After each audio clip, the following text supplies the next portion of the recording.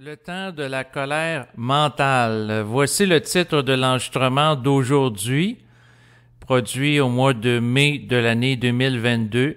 Avant de le débuter, je veux mentionner aux gens, si c'est pas déjà fait, eh bien qu'il est possible de vous abonner à ma chaîne de diffusion web sur la plateforme Odyssey. Et je vous invite en particulier à le faire, étant donné que vous pouvez y retrouver des contenus exclusifs, c'est-à-dire des contenus que vous ne retrouverez pas sur d'autres plateformes. Donc, il y a plus de contenu que j'ai diffusé au fil du temps sur la chaîne Odyssey que sur celle que j'ai sur YouTube. Donc, vous allez avoir les coordonnées là, par rapport à ma chaîne Odyssey en bas de l'enregistrement d'aujourd'hui pour les gens qui s'intéressent à vous abonner et être à l'affût de mes activités de diffusion web sur cette plateforme qui favorise la liberté d'expression par rapport à une multitude de sujets. Donc, cette annonce est en fait... je veux mentionner par rapport au sujet, le temps de la colère mentale, que c'est un temps qui est en relation dans le rapport de l'ego avec l'esprit. Tu sais, on peut écouter des gens qui font des enregistrements sur la conscience. Et là, je pensais entre autres à une personne. Et, tu sais, tout ça, ça devient délicat quand on demande des commentaires. Tu sais, je peux pas dire à quelqu'un... écoute, ton enregistrement est pas assez vibrant parce que t'es pas dans une vibration de la colère mentale. Tu sais, si la personne n'est pas capable de vivre ça, et que si tu veux que je te dise, elle ne vit pas ça. Si tu dis à quelqu'un, ben, mets-toi plus en colère mentale pour hausser le taux vibratoire de ta parole lors de l'enregistrement, alors que c'est pas naturel chez elle, ben à ce moment-là, c'est un petit peu comme simuler l'orgasme lors d'une relation sexuelle. Tôt ou tard, quelqu'un finit par s'en rendre compte. Donc, autrement dit, la colère mentale, c'est en relation avec une activation de l'énergie de l'ego par rapport à une vibration de l'esprit qui passe à travers l'ego, qui devient à ce moment-là une lentille qui va amener un déploiement vibratoire à la surface de la Terre. Mais pour que la colère mentale puisse être produite, eh bien, ça prend une altération psychique de la personne. Donc, il faut que la personne ait connu au préalable une souffrance sur le plan vibratoire.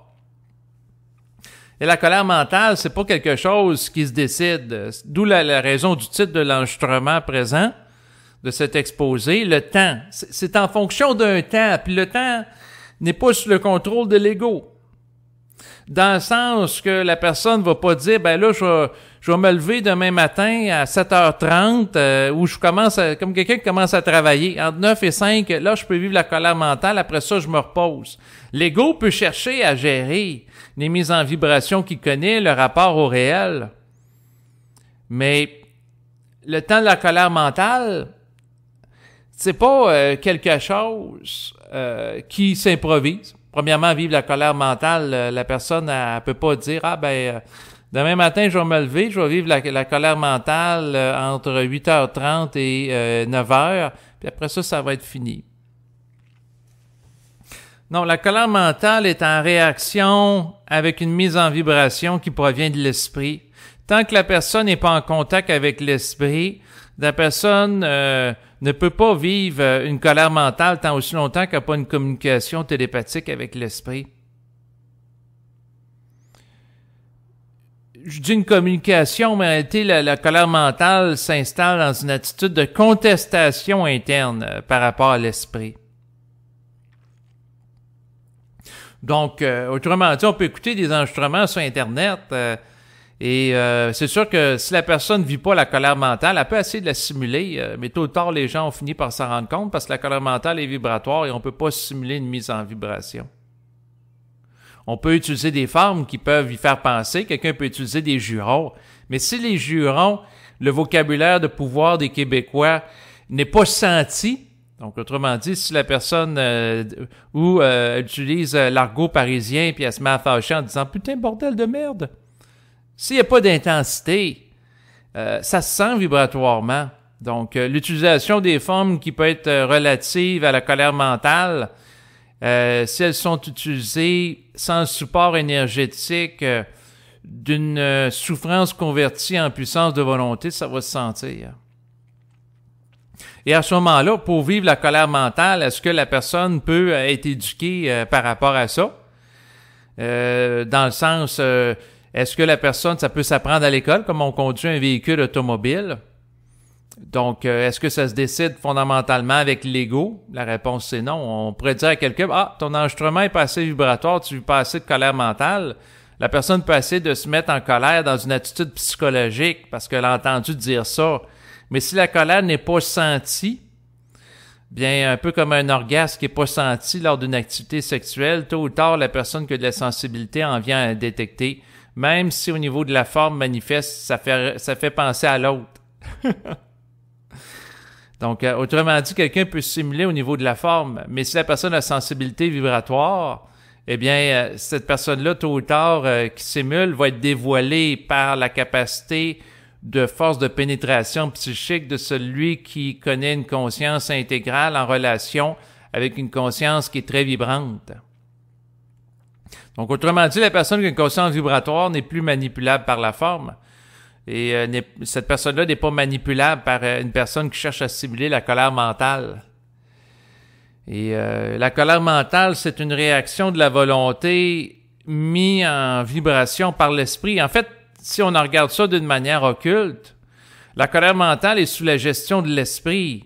Parce que c'est pas qui veut qui va connaître la colère mentale, mais c'est qui peut, à partir d'une puissance de vibratoire qui descend au sein de l'individu, qui va altérer sa structure psychique. Et la colère vibratoire peut être la résultante de l'esprit qui entre au sein de l'ego pour déloger de l'astral. La colère mentale est fruit d'un travail initiatique sur le plan d'une psyché d'un individu qui s'opère. Et par rapport à quelqu'un qui... moi-même, je fais des enregistrements à niveau variable, donc il y a des enregistrements que je vais produire qui sont plus intenses, d'autres moins. Des fois, j'ai fait des enregistrements dans le passé où je commentais des choses au niveau très intellectuel, où je présentais même une synthèse que je lisais au micro. Fait que là, on s'entend, on n'est pas dans la colère mentale, on n'est pas dans le gros enregistrement qui vise à véhiculer une vibration de puissance. On est plus au niveau intellectuel. Et on peut œuvrer à plusieurs niveaux, tout dépendant de ce qu'on a à faire. Et notre niveau oscille, c'est comme la bourse. Vous avez des moments où il y a des montées d'énergie, des descentes. C'est comme la valeur des titres boursiers. Donc, à un moment donné, un certain titre prend de la valeur. Ensuite, ça diminue. Il y a de la fluctuation qui peut être vécue par l'individu. Mais la colère mentale s'installe en fonction d'une saturation, d'une souffrance qui est vécue par l'ego en relation avec son esprit et en relation avec les événements de la vie aussi. Donc, et c'est un phénomène, la colère mentale, qui est le fruit de la conversion d'une énergie, d'une souffrance psychique. Donc, quelqu'un qui vit de la souffrance sur le plan psychologique, il vivra pas une colère mentale comme un individu qui vit une souffrance psychique. Bien entendu, une souffrance au niveau de la forme peut éventuellement être convertie en souffrance vibratoire si ça atteint l'individu dans sa sensibilité et puis ça l'altère psychiquement. Les mécanismes et les modalités relatives au temps de la colère mentale sont occultes par l'individu tant aussi longtemps qu'il n'a pas dévoilé d'une manière volontairement consciente par lui-même les mystères de sa conscience et les enjeux aussi de sa programmation. Et est-ce que, dans le fond, de dire, par exemple, dans un enregistrement, c'est important d'être capable de contester l'occulte, que l'autre personne qui va l'écouter va comprendre le message. La personne peut comprendre intellectuellement le message, ou elle peut le comprendre vibratoirement, mais si la personne ne souffre pas suffisamment, elle ne confrontera pas l'occulte, ou elle ne contestera pas. Pour qu'il y ait un dépassement au sein de l'individu, c'est souvent à partir d'une mise en vibration qui va mettre à terre les résistances de l'ego. Les résistances, c'est quoi? C'est souvent des zones qui amènent l'ego à être en relation avec l'astral, qui va l'amener à commettre des actions qu'il ne commettrait pas autrement en relation avec une forme de retenue psychologique par rapport à l'astral. Je vous donne un exemple concret. si la personne est gênée puis elle est timide, puis ça lui dit intérieurement d'aller parler à une autre personne, puis dans le fond, la personne, comme elle est gênée puis est timide, la timidité c'est quoi? C'est une forme astrale qui empêche l'individu d'agir d'une manière adéquate avec l'esprit. Bon, ben la personne, dans le fond, qui est timide et qui est gênée, elle va avoir de la difficulté à dire, par exemple, à son voisin à 2 heures du matin, arrête de jouer de la batterie ou de la musique heavy metal. Ça se peut que ça y prenne plusieurs jours avant de passer à l'action. Et lorsque la personne va souffrir suffisamment d'une condition, c'est-à-dire de la musique très forte alors qu'elle est censée dormir chez elle, bien à ce moment-là, ça se peut que la souffrance l'amène à dépasser l'astral que représente sa timidité pour monter en puissance et être capable de dépasser la timidité en appelant le voisin à 2 heures du matin en disant, la personne peut lui demander poliment d'arrêter de jouer de la batterie à 2 heures du matin. Si le voisin n'écoute pas, il peut monter en intensité, puis éventuellement, la personne appeler la police.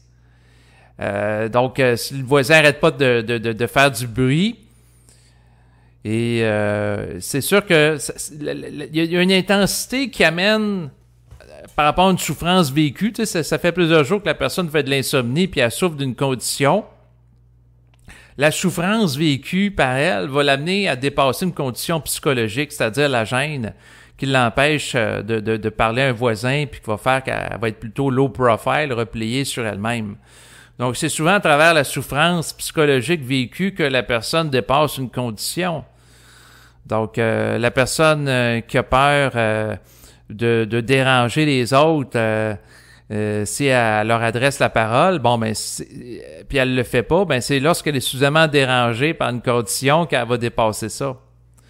Et les êtres humains, en général, pour en venir à un seuil où ce que la personne monte en vibration puis en autorité pour déloger de l'astral ou déloger des conditions de souffrance vécues dans la vie de tous les jours,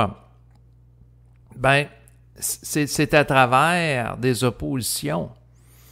Donc, le temps de la colère mentale vient avec le temps où l'ego a accès, premièrement, à une conscience mentale, parce que sans ça, sa colère est au niveau psychologique. Et la colère mentale, c'est la capacité de l'ego à avoir une capacité de communiquer consciemment à l'esprit, puis de le contester. L'ego peut créer des chocs vibratoires à l'esprit lorsqu'il monte en vibration. Et là, c'est sa façon de manipuler l'esprit et d'ajuster l'esprit à sa réalité. Beaucoup des éléments qui se rapportent à l'instruction supramentale, c'est comme un thème fondamental, la question de la colère mentale, parce que c'est un élément essentiel pour que la personne passe d'un palier de conscience psychologique ou spirituelle à un palier vibratoire. Et pour en venir là, il faut qu'il monte en puissance. Et la colère mentale est très déplaisante, dans le sens que, en général, elle est le résultat du produit d'une souffrance qui est convertie en puissance de volonté pour dépasser la gêne, dépasser certains tabous, certaines peurs, certains préjugés, etc., pour amener l'ego plus loin dans un développement, et la colère mentale va être activée par l'esprit. Et l'esprit peut chercher à créer une opposition à l'ego pour amener l'ego à communiquer avec l'esprit. Et là, ça devient particulier parce que l'individu qui se rend compte des mécanismes associés à la mise en vibration qu'il peut connaître dans sa vie, qui l'amène à monter en puissance, là, s'il dévoile consciemment que c'est son propre esprit qui crée des situations de vie difficiles dans sa vie, comme d'être exposé à un accident d'automobile, à des pertes d'argent significatives ou un problème de santé. Puis là, la personne réalise que l'esprit vise à ce que l'ego soit capable de soutenir une communication télépathique avec lui et qu'il monte en puissance pour que l'esprit soit égalisé en termes de conscience, de contenant de l'ego pour contenir la puissance vibratoire de l'esprit. Là, à ce moment-là, quand l'ego réalise tout ça, il réalise qu'il subit des manipulations malgré lui. Mais éventuellement, lorsque l'ego est conscient d'être manipulé malgré lui, il peut développer une conscience dans l'optique de manipuler son ou ses manipulateurs. Il peut manipuler son esprit, il peut manipuler le plan astral. Éventuellement, l'ego qui a un taux vibratoire plus élevé que certaines entités astrales, il va être en mesure de leur commander. Éventuellement, il avait été d'ailleurs écrit qu'il viendrait un temps où les vivants enseigneraient aux morts. Donc, les vivants dans le sens que les gens qui ont de la vitalité, c'est-à-dire accès à une conscience éthérique, une conscience qui est pleinement vivante, de nature créative, qui est l'expression de l'esprit à travers l'ego en tant que lentille transparent. Donc, cette conscience va être capable d'éduquer les êtres sur le plan de la mort, c'est-à-dire des êtres en voie de développement, c'est-à-dire les êtres qui n'ont pas connu la fusion de leur vivant et qui sont appelés éventuellement à revenir sur la Terre ou une autre planète à caractère expérimental pour compléter le processus d'incarnation. Donc, éventuellement, l'ego qui souffre de l'inconscience des êtres en voie d'évolution, en suspension de corps physique, là, c'est-à-dire sur le plan astral. Donc, l'ego peut être manipulé par des entités astrales qui amènent l'ego à vibrer à de la peur. Mais lorsque l'ego est en relation avec l'esprit et qui développe une capacité de contestation psychique, il va être capable de manifester une vibration créative, une vibration de contestation qui est plus grande que la bassesse associée à l'énergie relative à la peur. Donc, l'ego va être capable de monter en puissance et va être capable de neutraliser les activités qu'avait jusqu'alors, dans son passé, les entités astrales sur sa psyché.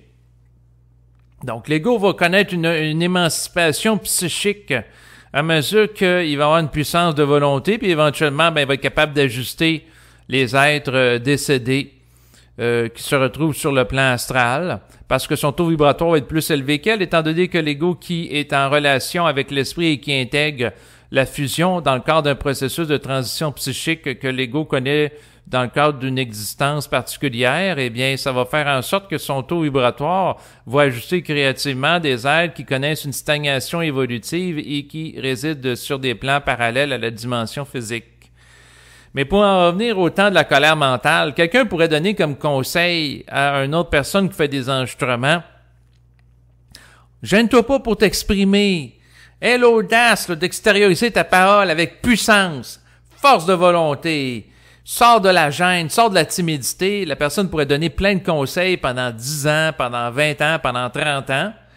Mais si la personne ne connaît pas de souffrance psychique qui lui permet de convertir son énergie en puissance de colère mentale, ben, la personne, dans le fond, elle va écouter les conseils, mais elle n'aura pas une parole aussi vibratoire que quelqu'un qui est capable de transmuter l'énergie de la souffrance et l'utiliser comme tremplin évolutif pour être capable de dévoiler des choses qu'elle ne dévoilerait pas autrement et qui lui resteraient à elle occultées.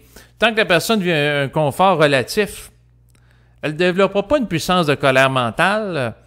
Donc, quelqu'un que ça va bien au niveau amoureux, ça va bien dans ses finances, ça va bien au travail, ça va bien dans son logement, elle ne vit pas d'opposition, l'énergie n'est pas là. Et c'est lorsque la personne vit une opposition que là, la colère mentale peut se manifester. Et cette colère mentale-là, elle se manifeste lorsque l'opposition crée une souffrance psychique au sein de l'individu pour l'amener à monter en puissance psychique, pour ajuster son rapport à l'esprit et utiliser la puissance de l'énergie en force de contestation de l'esprit pour l'ajuster vibratoirement à son intelligence, à sa compréhension de la réalité, à sa sensibilité. D'ailleurs, l'une des fonctions de la colère mentale, c'est que l'ego ajuste l'esprit de plus en plus à sa sensibilité.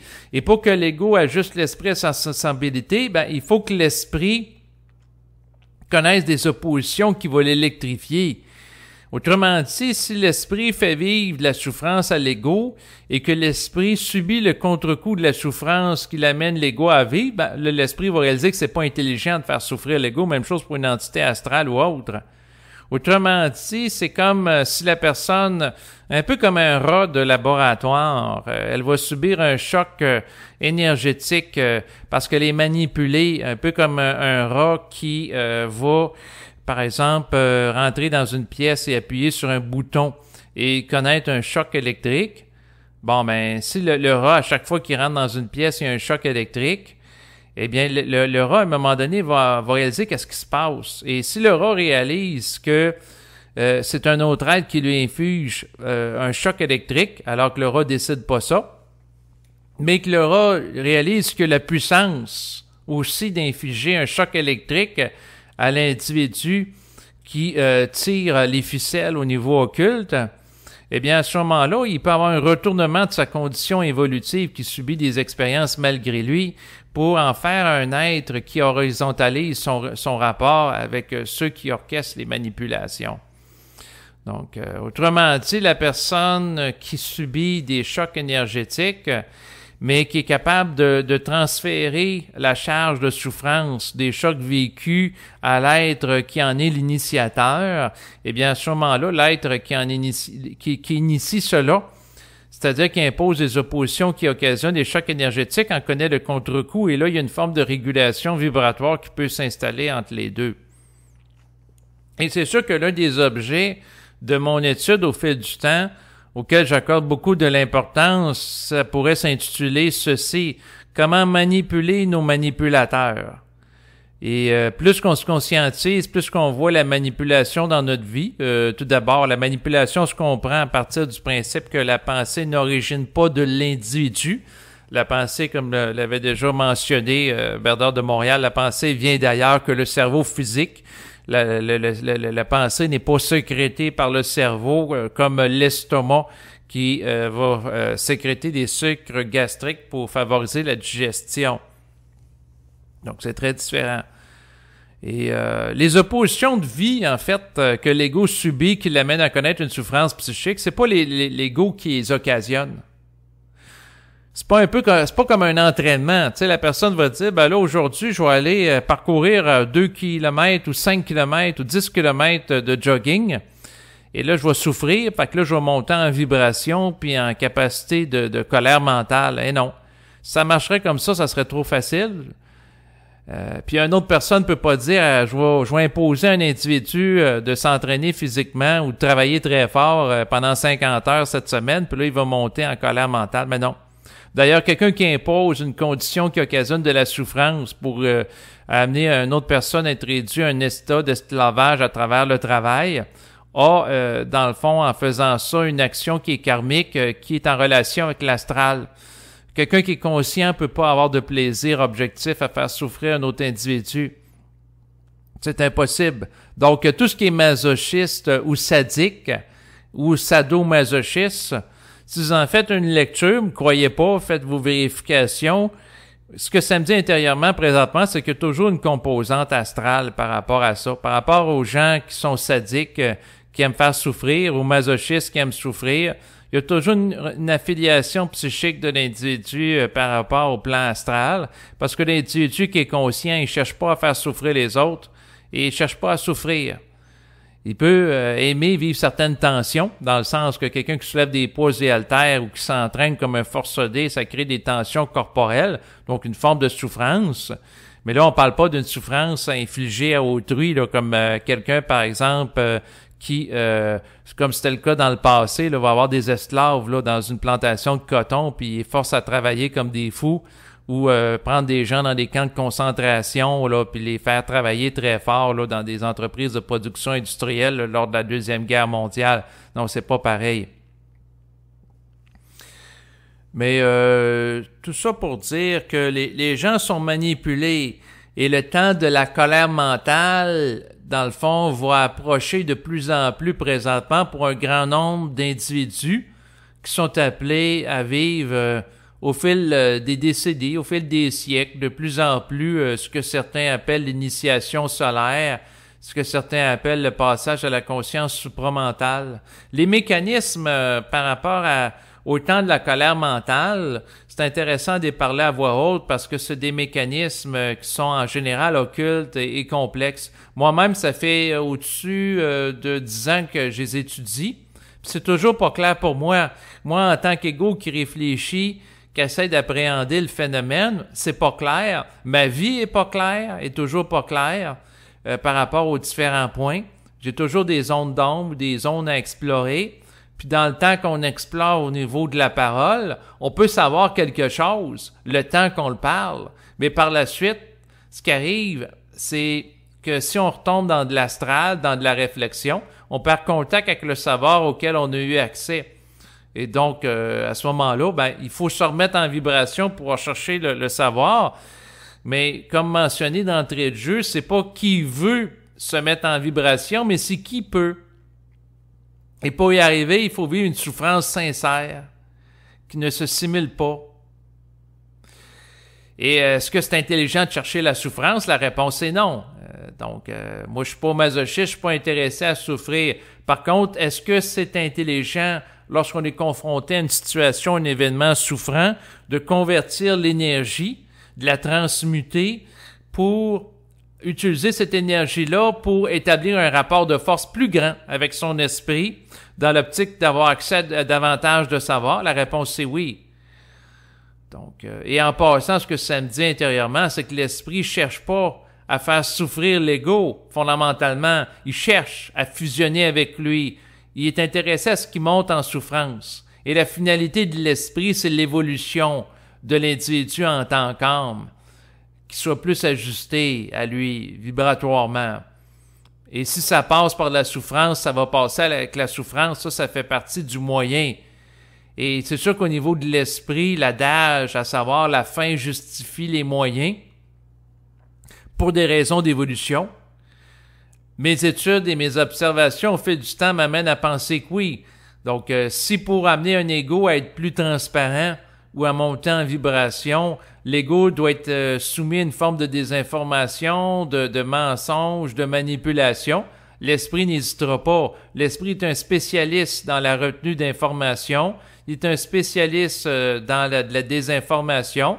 C'est sûr que la désinformation de l'esprit, dans un sens, on peut dire que c'est une visée pédagogique, un peu comme un éducateur qui va mentir consciemment à des élèves, mais c'est pour que les élèves fassent certains apprentissages. Oui, et d'ailleurs, c'est la raison pour laquelle on peut penser de mensonges des sphères, on peut parler de mensonges des sphères. Mais lorsque l'ego voit clair, qui est manipulé, puis il est amené dans un processus, si l'ego a vu la fusion de son vivant, dans un processus de développement de conscience qu'il n'a pas choisi, bien, à ce moment-là, s'il est lucide par rapport à ça, bien, il souffre moins de sa condition, dans le sens que la condition ne lui est plus voilée. Par contre, il peut développer une sensibilité grandissante qui va l'amener à souffrir plus facilement d'oppositions qui proviennent de son environnement, alors que c'était pas le cas avant. Et là, à ce moment-là, ça l'amène à monter plus rapidement, instantanément, en capacité de contestation. Il y a des gens qui, en développant une sensibilité plus grande, ils ont moins la capacité d'être résilients par rapport à des choses qui les lient à de l'inconscience. Et comme ils vibrent plus à de l'esprit, ils vont plus vibrer rapidement et instantanément à une vibration de contestation du manque d'intelligence. Et vont monter en colère mentale plus rapidement, d'une manière immédiate. Et dans le fond, le temps de la colère mentale, c'est un temps qui est relatif à celui de la fusion de l'ego, de l'esprit. L'astral, par différents mécanismes, peut nous amener à mémoriser des propos qui ont été tenus par des individus dans le passé qui ont vécu un état de colère mentale. Mais si on ne vit pas la colère mentale, on peut répéter toutes les mêmes formules de pouvoir, les mêmes jurons, les mêmes propos injurieux, mais ça n'aura jamais le même impact vibratoire.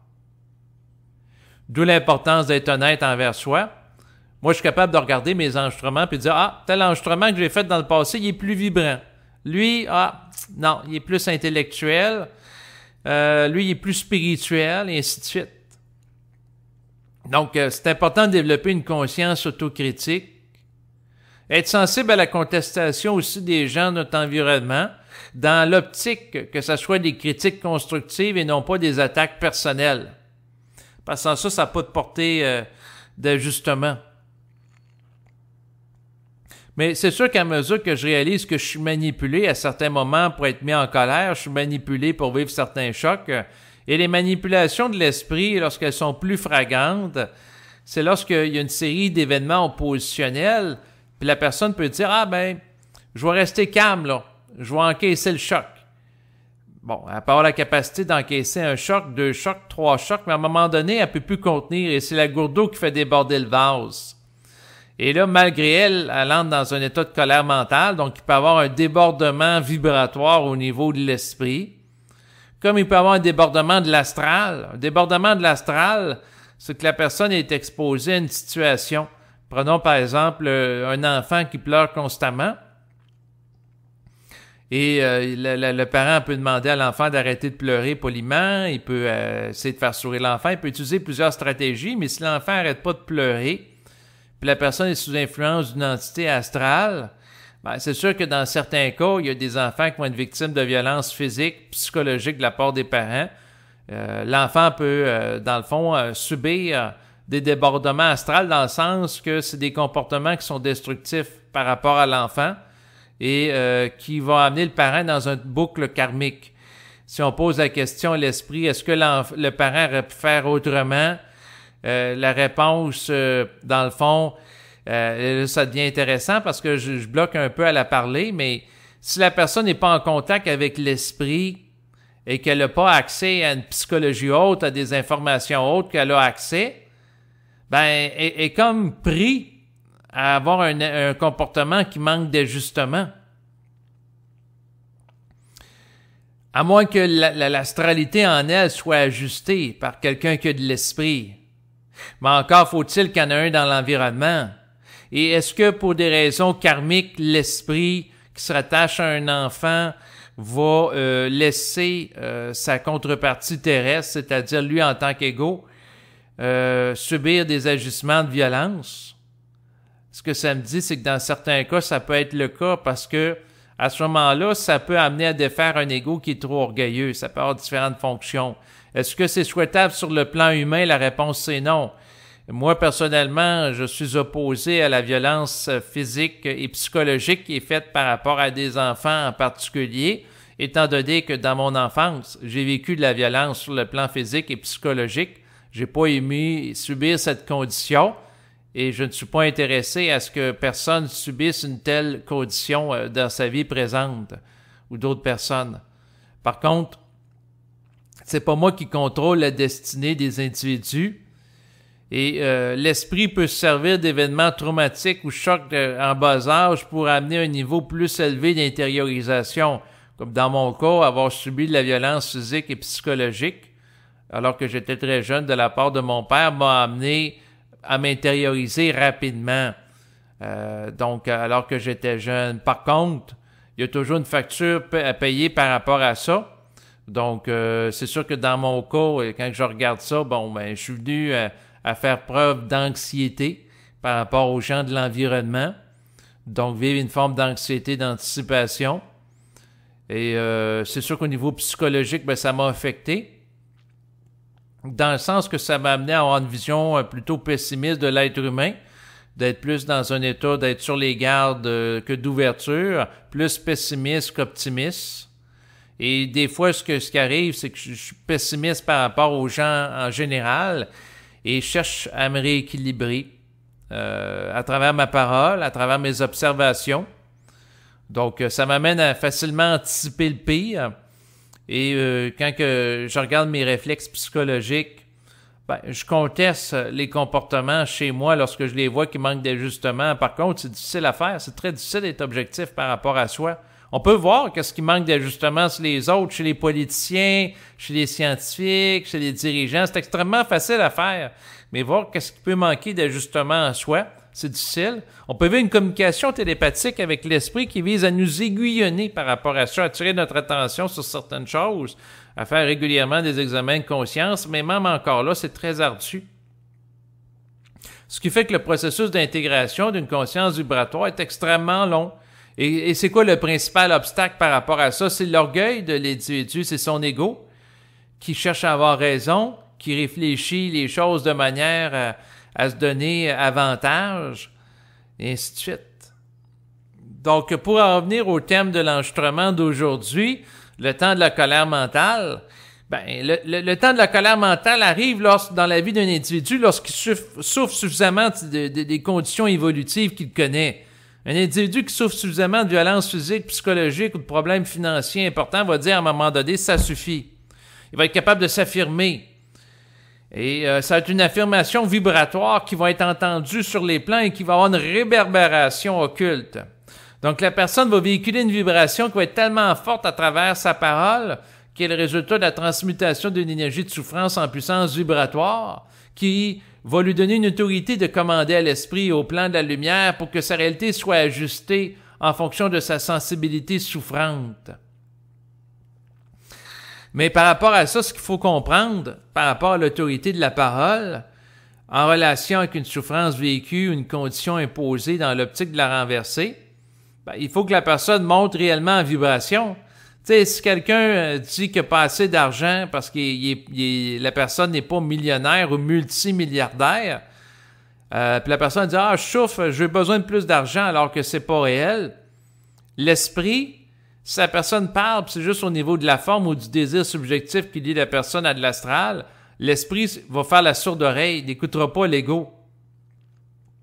Mais si l'ego est sur le bord de la dépression puis il souffre réellement d'une condition de manque de l'argent puis il est sur le bord de ne pas être capable de payer son prochain loyer, puis il y a une souffrance vécue réelle et sincère dans sa parole, à ce moment-là, sa parole peut avoir une portée créative pour ajuster l'esprit et amener l'esprit à créer un concours de circonstances qui obtiennent l'argent qu'il a de besoin pour payer son prochain mois de loyer. Même chose par rapport à quelqu'un qui a mal à une dent, puis la personne souffre tellement de la condition d'avoir mal à une dent qu'il y a un concours de circonstances qui fait en sorte qu'elle trouve l'argent pour avoir accès au dentiste puis se payer le soin d'un dentiste qui va lui arracher la dent ou en tout cas qui va lui faire le plombage ou colmater la brèche qui occasionne une souffrance par rapport à une dent. Mais par rapport à ça, ce qui arrive, c'est que la personne ne peut pas avoir ce qu'elle veut, mais elle peut pas avoir ce qu'elle veut, mais ce qu'elle peut selon son autorité vibratoire, puis ce qu'elle peut avoir accès. Moi, la façon que je comprends ça, le phénomène de la volonté de puissance de l'individu, qui, dans le fond, est capable de véhiculer une vibration à travers la parole, c'est à travers des circonstances extrêmement grandes de souffrance que ça devient opérationnel. Quelqu'un peut, par exemple, bénir, prier, faire de la visualisation créatrice 100 heures, 200 heures pour avoir quelque chose. Oui, on est interconnecté psychiquement au tout. La réalité est un continuum énergétique et qu'il n'y a pas de séparation absolue entre l'intérieur de la psyché de l'individu et l'intérieur de la psyché univers dans lequel il se trouve. Oui, c'est des réalités énergétiques, mais pour que ça ait une incidence puissante sur le plan énergétique, c'est la volonté de l'individu qui peut utiliser différentes techniques ou stratagèmes. Ce qui arrive, ce que j'observe, c'est que c'est vraiment au niveau de la colère mentale, et la colère mentale, dans l'optique de contester l'entité qui se rapporte à l'individu, dans l'optique de amener à ce qu'il y ait certains événements ou amener une paix mentale, une compréhension, la descente d'un savoir ou le déploiement d'un savoir dans la psyché, eh bien, ça prend l'autorité vibratoire par rapport à ça. Donc, tout ça pour dire que on peut pas avoir ce qu'on veut en termes de désir subjectif dans la vie, dans le sens que sinon, on pourrait dire, moi, je vais être multimillionnaire, puis, ma volonté s'actualise. Du jour au lendemain, je gagne des millions à la loterie. Mais ce qu'il faut comprendre, c'est que tant que la personne est capable d'observer et d'étudier la souffrance psychique qu'elle connaît, puis qu'elle réalise la capacité qu'elle a d'utiliser cette énergie comme tremplin évolutif pour faire des prises de conscience ou ajuster l'esprit, ou modifier ses comportements pour qu'il soit plus ajusté à une intelligence réelle, à ce moment-là, ça devient intéressant de faire un usage qu'on dit positif ou constructif du négatif pour donner le mieux, pour développer une nouvelle condition qui est nouvelle. Donc, l'être humain qui est inconscient, qui subit des conditions d'opposition et qui devient surconscient ou qui devient avec une conscience vibratoire beaucoup plus vaste qu'il l'avait avant d'être exposé aux oppositions, là, ça devient intéressant de tirer profit des oppositions en ce sens-là, puis de se reconstruire psychiquement, créativement. Par contre, c'est pas donné à tout le monde. C'est clair. Et l'ego, c'est très difficile de composer avec une conscience vibratoire. Dans le sens que la personne ne peut pas dire je vais faire une conférence dans 2 jours et là je vais prendre la parole puis je vais être dans un état de colère vibratoire qui va me permettre d'avoir accès à des niveaux de savoir que j'aurais pas accès autrement car j'aurais l'autorité de la parole pour dévoiler des choses que je verrais pas. La personne ne peut pas faire ça. La personne subit une programmation puis elle peut être programmée pour être mise en colère vibratoire. Autrement dit, ce que je suis en train de vous dire, c'est que le temps de la colère vibratoire peut être relatif à une programmation de l'esprit qui cherche à contrecarrer une programmation de l'astral qui garde l'individu dans un état d'inertie. Donc, comme tout est marqué à ce moment-là, puis tout est programmé, la personne qui dit à un autre, ton enregistrement est pas vibrant, mais la personne n'a pas à dire « Entraîne-toi à développer la colère vibratoire comme on s'entraîne à soulever des poids haltères. » La personne peut dire tout simplement « Lorsque tu vivras une opposition qui va t'amener une souffrance psychique, à ce moment-là, il est possible pour toi de tirer profit de l'énergie pour générer un enregistrement qui va être extrêmement vibrant sur le plan de la parole. Quand ça arrivera, mais c'est pas toi qui vas le décider. Puis même si tu imposes des conditions difficiles, si ça ne régène pas de l'esprit, ça se produira pas. Tu sais, quelqu'un qui dépense en fou puis il fait faillite, puis c'est sous l'influence de l'ego, à ce moment-là, puis c'est lui qui a provoqué ça, il ne vivra pas autant de colère que si le phénomène de la faillite lui est imposé malgré lui. Donc, quelqu'un qui gère bien son commerce, ça fait des années qu'il gère comme il faut un restaurant ou un bar, et à cause d'une crise sociale sans précédent, en relation avec l'imposition de mise en place de mesures sanitaires particulières. Bon, son commerce est fermé pendant plusieurs mois, puis la personne fait faillite, alors que la personne pouvait opérer le même commerce depuis 20 ans, ça fonctionnait très bien. Là, ça, c'est une condition qui est réellement imposée à l'individu, qu'il n'a pas choisi. Et l'individu, à ce moment-là, peut vivre une colère mentale en relation avec cet événement-là. Mais dans le fond, la colère mentale réelle et sincère est toujours en relation avec une imposition d'une condition à l'ego qui lui occasionne de la souffrance psychique. C'est ça qui est derrière. Donc, le principe derrière la colère mentale, c'est la souffrance psychique. Et l'individu qui intègre l'esprit, qui est conscient depuis plusieurs années, est-ce qu'il peut encore souffrir psychiquement? Oui. Dans le sens que s'il est exposé à des gens astrales, avec des vibrations très lourdes, il va souffrir de leurs paroles, de leurs propos, de leurs agissements, de leur manque de jugement, et ainsi de suite. Donc, de leur bassesse vibratoire, des tentatives de colonisation psychique des entités relatives à ces individus astralisés qui, malgré eux, vont chercher à dominer les autres. Il peut en souffrir s'il ne met pas ses limites, s'il ne prend pas ses distances. Il peut être mis en vibration pour s'opposer, dans le fond, vibratoirement à l'astral derrière les individus. Et il peut contester aussi l'esprit qui fait en sorte qu'il est en contact avec des individus qui sont liés à l'astral alors qu'il ne l'a pas choisi. Et s'il conteste l'esprit, il peut poser la question pourquoi il est en contact avec ces gens-là. Puis là, ça peut dire, tu as à apprendre quelque chose de telle personne. Et si ton contact avec telle personne t'amène à vibrer, c'est parce que quelque part, il y a quelque chose qui est, dans le fond, tord de ta sensibilité. Et l'individu peut avoir à en faire l'étude, et ainsi de suite. L'individu peut se faire dire aussi que, dans le fond, il est en contact avec une personne malgré elle, parce que le contact lui permet, avec cette personne-là, de véhiculer une vibration qui doit être véhiculée à cette dernière parce que ça a une fonction.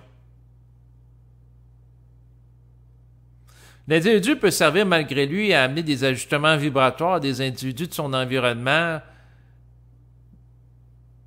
qui éventuellement pourront être ajustés puis faire des ajustements à d'autres individus. Puis là, qu'il y a une propagation dans le monde de différents individus qui véhiculent une parole qui est porteuse d'ajustement. Mais encore faut-il que l'individu qui est exposé à la parole vibratoire ait la capacité d'intégration.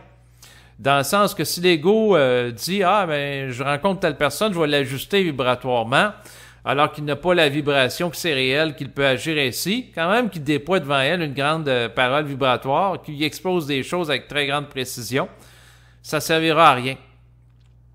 Parce que la personne, il faut qu'elle ait la sensibilité de l'intercepter. Et pour avoir la sensibilité d'être ouvert à une parole vibratoire, ben, généralement, il faut vivre une forme de souffrance psychique. Et pour vivre une souffrance psychique, il faut subir, malgré soi, un processus initiatique qui est généré par l'esprit, où l'ego subit des conditions qu'il n'a pas choisies, qui vont altérer sa structure énergétique en profondeur. Bref, pour bénéficier d'une parole vibratoire, il faut que l'ego, qu'il l'entend, qu'il l'écoute, soit doté d'une conscience vibratoire embryonnaire relatif à un processus de la fusion qui lui est imposé par l'esprit. Sans cela, l'ego ne peut pas l'apprécier et ça ne sert à rien de présenter cet ego-là 10 000 enregistrements sur la conscience, la personne ne les intégrera pas. Donc, chaque chose en son temps. Et c'est intéressant qu'à un moment donné, une parole soit véhiculée dans le monde à travers des individus, des enregistrements, des écrits. Mais à sa vitesse. Quand je regarde l'activité des plans de la lumière, au niveau de mon ego, je les trouve pas tellement efficaces, dans le sens que si tu veux amener des gens à se conscientiser, tu vas brancher les individus clés pour qu'ils goûtent à une parole vibratoire et qu'ils soient vecteurs d'idées nouvelles, d'idées créatrices. Donc, moi aussi, par souci d'efficacité, qu'est-ce que je ferais? Bon, ben, je branchais psychiquement les politiciens, que ce soit celui qui dirige le Canada, la France, les États-Unis, des gens en poste de pouvoir, les gens qui dirigent des entreprises, des multinationales, des gens ensuite qui œuvrent dans le domaine scientifique, qui sont des directeurs de chaires de recherche universitaires. Mais en réalité, c'est pas nécessairement comme ça. Et les plans de la lumière ne veulent pas que la conscience se diffuse très rapidement sur la Terre. J'en viens à cette conclusion-là. Ils veulent que ça se diffuse tranquillement, de manière presque voilée, de manière très limitée, parce que sans ça, ils créeraient des synergies pour que ça se véhicule plus rapidement dans le monde. Tu sais, entre véhiculer quelqu'un qui est presque pas connu sur le web pour parler de conscience versus un animateur vedette d'une station de télévision qui a des millions de téléspectateurs qui écoutent son enregistrement ou ses émissions, c'est pas pareil. Donc, la façon que je vois les choses, c'est que les plans les forces qui résident sur le plan de la lumière, c'est-à-dire celui éthérique, ne sont pas pressés de mettre fin à l'involution. Ils vont œuvrer par rapport à ça, par rapport à différents individus qui amènent à se conscientiser. Mais je les vois pas comme étant pressés. Des fois, on écoute des enregistrements, et là, il y a des gens qui sont en contact avec des extras, qui disent, vous voyez la parole se réagisse, qui disent être en contact avec les extraterrestres, qui disent être en contact avec des gens, des anges. Puis là, c'est pressant, là, il faut arrêter de polluer, la Terre est en danger, etc. Mais c'est drôle. Les forces du plan de la lumière, je les sens pas comme étant pressées de réajuster les déséquilibres de la Terre. Parce que sans ça, il enverrait une flotte de vaisseaux extraterrestres apparaître à surface de la Terre, dans nos airs, dans nos cieux, tu sais. Advenant que les extraterrestres aient le mandat de réajuster, ils travailleront en synergie avec eux, ce qui n'est pas le cas présentement, d'une manière ouverte, franche et transparente avec la population en général. Donc, c'est pas le temps de ça. Est-ce que si je pose la question au plan de la lumière, est-ce qu'ils trouvent que des déséquilibres sur le plan terrestre? Ils vont me répondre oui. Est-ce que l'utilisation des technologies à l'époque actuelle est problématique? Ils vont me répondre oui, parce que l'être humain est orgueilleux. C'est la raison pour laquelle l'être humain utilise certaines technologies d'une manière maladroite, qui manque d'ajustement, qui occasionnent des problèmes de pollution, qui éventuellement devront être rééquilibrés par les êtres humains. Les êtres humains devront dépolluer de l'eau, de la terre, du sol. Mais ce que ça me dit aussi, c'est que les forces de la lumière font ce qu'ils peuvent. Ils font pas non plus ce qu'ils veulent. Ça, c'est une notion intéressante à aborder dans le sens que si l'individu n'a pas la stabilité psychique de contenir des chocs, et un des chocs importants à contenir dans la vie d'une personne, c'est celui de la fusion, de la communication télépathique, ben, ça sert à rien qu'eux autres lui exposent cette personne à des chocs trop importants. Si la personne n'est pas exposée à des chocs qui l'amènent à se réajuster sur le plan psychique et en montant d'intelligence, la personne ne pourra pas se comporter d'une manière intelligente sur le plan vibratoire. Mais là, ça ne se comporte pas d'une manière intelligente sur le plan vibratoire, ben la personne ne participera pas à l'évolution. Dans le meilleur des cas, elle va être capable de participer à une forme de sagesse ou du maintien de structures involutives qui ne sont pas trop dommageables. Mais les structures involutives sont toutes dommageables à un certain niveau parce que ça amène les individus qui s'y rattachent à stagner sur le plan de la forme et de leur relation avec certaines formes. Donc, ils ont un composé avec des réalités énergétiques, les êtres du plan de la lumière, dans le sens qu'un individu peut contenir une certaine charge d'énergie, un autre non. Et là, à ce moment-là, ben, eux autres tirent les ficelles. Et ils ont des responsabilités.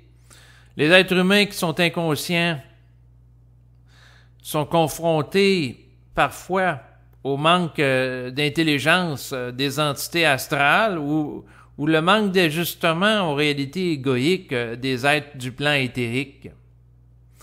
Mais tous ces êtres-là ont à s'ajuster. Il y a une synergie qui s'opère.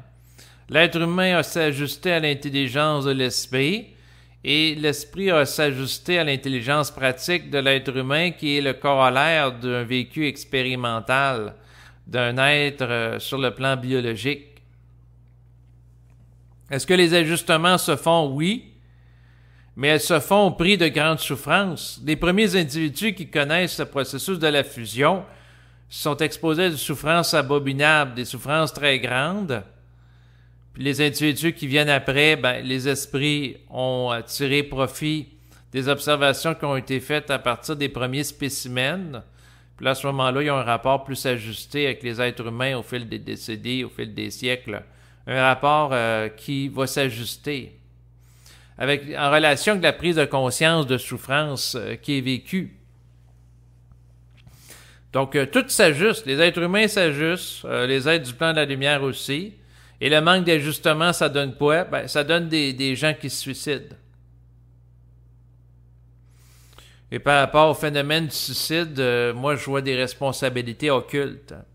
Par rapport à l'esprit, par rapport à des ajusteurs de pensée qui m'apparaissent, dans certains cas, manquer d'ajustement ou de capacité de réajuster une programmation évolutive qui se rapporte à certaines âmes en voie d'évolution auxquelles elles se rapportent ces ajusteurs de pensée. Donc, c'est sûr que je peux poser un regard critique par rapport à certains ajusteurs de pensée, par rapport à la vie que connaissent des gens de mon environnement, par rapport à des cas, comme on mentionné, de gens qui sont envenus au suicide. J'ai une capacité de ma conscience, avec le temps grandissante, de plus en plus de contester certains éléments. Moi, l'ajusteur de pensée ou l'esprit, je le vois comme un être qui va chercher à tirer au maximum l'élastique sans qu'il éclate. Donc, autrement dit, tirer l'élastique, créer des ondes de tension. Quand on étire un élastique, ça crée des ondes de tension. Et là, son travail, c'est pas qu'un élastique physique avec un morceau de plastique, mais c'est plutôt avec l'ego. Donc, l'ajusteur de pensée va créer des ondes de tension au sein de l'ego pour l'amener à connaître, dans certains cas, une transmutation psychique, un changement qui lui est imposé, qui lui occasionne vu que c'est un changement qui est vibratoire, ça va lui occasionner une souffrance au niveau psychique. Donc, un peu comme l'électrique qui s'étire, plus que la personne souffre, plus qu'à ce moment-là, elle peut être ouverte à un changement auquel elle ne serait pas ouverte ou qu'elle n'initierait pas par elle-même si elle est sous influence astrale. Par contre, si l'élastique est trop étiré, à un moment donné, il y a un point de rupture qui peut être atteint où ce que le morceau de plastique arrache, pète, éclate. Et lorsque l'élastique éclate, c'est que l'ego qui souffre trop, qu'est-ce qui arrive? Ben, c'est que l'ego peut en venir à se suicider pour mettre fin à la souffrance qui est vécue dans le cadre expérimental. Et là, à ce moment-là, ce qui arrive, c'est que l'élastique a trop été étiré, donc on perd l'élastique. L'élastique éclate.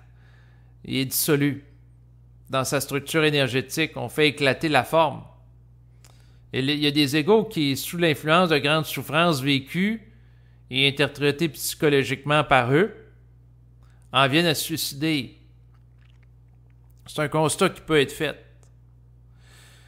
Et l'ajusteur de pensée qui est intelligent, c'est l'ajusteur qui est capable d'amener des points de tension à l'ego pour amener du changement, mais sans pour autant qu'il sombre dans la déchéance psychique. Autrement dit, il sait jusqu'où aller avec sa contrepartie terrestre pour l'amener à transmuter au maximum sur le plan psychique sa condition évolutive, à monter en puissance, mais en même temps à ne pas l'exposer à un point de souffrance qui l'amène à connaître une rupture avec le réel et sombrer avec la folie et se faire récupérer par l'astral. Tout ça est délicat. Parce que c'est en relation avec la souffrance. Si l'ego pouvait vivre la fusion sans souffrance ou sans altération psychique, ça serait beaucoup plus simple. Un peu comme on change d'automobile. Tu sais, tu changes d'auto. L'auto est un auto qui est grise. Et là, tu vas au concessionnaire automobile. Ah, tu as un auto qui est noir. Ou tu as un auto qui est blanche, ou peu importe la couleur. Mais si, dans le fond, le changement, c'est qu'on te donne le véhicule, tu le pilotes, c'est facile. C'est un changement de forme. Mais là, changer l'infrastructure psychique de l'ego pour le mettre en contact avec la vibration de l'esprit, c'est pas évident. Et le temps de la colère mentale est en relation avec l'ego qui vit une forme de tension psychique qui va utiliser l'énergie relative à la tension lorsqu'on étire l'élastique dans sa vie jusqu'à un certain seuil pour rebondir, comme un élastique qui est sous tension qui va il est étiré, puis whoop, il se rétracte rapidement. Puis plus qu'il est étiré, puis plus qu'il va se rétracter rapidement. Autrement dit, plus que sous la tension, il va réagir.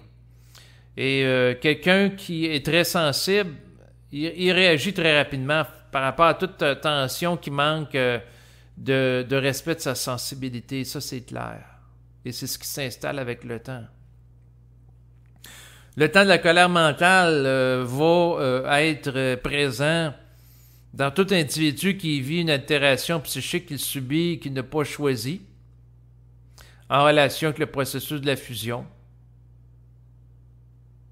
Et ça va donner place au temps de la colère qui va être grandissante et d'opposition à l'égard de toute forme d'inconscience auquel l'ego est exposé dans sa vie. Le phénomène de la colère mentale a pour finalité d'amener l'ego dans de la paix de l'esprit. Et la paix de l'esprit, c'est quoi? C'est un état d'adéquation entre l'individu sur le plan physique et lui-même sur le plan psychique. Un état d'unification intégrale entre les deux. Tant qu'il y a une discordance énergétique, un décalage vibratoire entre l'ego sur le plan physique et ce qui est sur le plan psychique, ben à ce moment-là, tant qu'il y a un décalage entre les deux composantes, la paix de l'esprit ne peut pas être totalement atteint. Parce qu'il y a un différentiel énergétique, un manque d'unité. Et l'ego qui goûte à la paix de l'esprit, ben, c'est sûr qu'il bénéficie de l'intelligence créative de l'esprit. Il bénéficie de la force de volonté qui a été appelée dans le cadre du processus du développement d'une conscience plus vaste où il y a eu à connaître des oppositions par rapport à l'astral et l'esprit. Donc, il vient éventuellement être un individu qui est incorruptible sur le plan psychique par l'astral. Un individu dépollué de la contamination émotionnelle auquel il peut être exposé dans son environnement. Un individu qui est libre du vampirisme psychique. Un individu à ce moment-là qui devient avec une capacité très grande de stabilité psychique et de compréhension des différents phénomènes auxquels il est exposé dans la vie de tous les jours. Et c'est sûr que je pourrais continuer à rajouter des considérations en lien avec le temps de la colère mentale, mais fondamentalement, ce qu'il y a à savoir par rapport à ça, c'est que c'est pas un temps que l'ego décide dans un cadre d'un processus psychologique ou réflectif. C'est un cadre, c'est un temps qui s'impose à l'individu qui souffre tellement qu'il n'a d'autre choix que de connaître cet état d'être. Voilà. Qui est sous tension. Un peu comme une envie de déféquer. Quelqu'un qui fait de la diarrhée, puis il a mal au ventre, puis tout d'un coup, il a envie de déféquer, il peut plus compter du temps. Soit qu'il court pour aller à la toilette déféquer ou qu'il défèque dans ses culottes. Mais il n'y a plus de jeu. Il n'y a plus de possibilité de résister à l'impulsion du mouvement, dans ce cas-ci, l'envie de déféquer. Et c'est la même chose pour l'envie de vibrer ou l'envie de sortir de la gêne lorsque le seuil critique est atteint en relation avec une mise en vibration.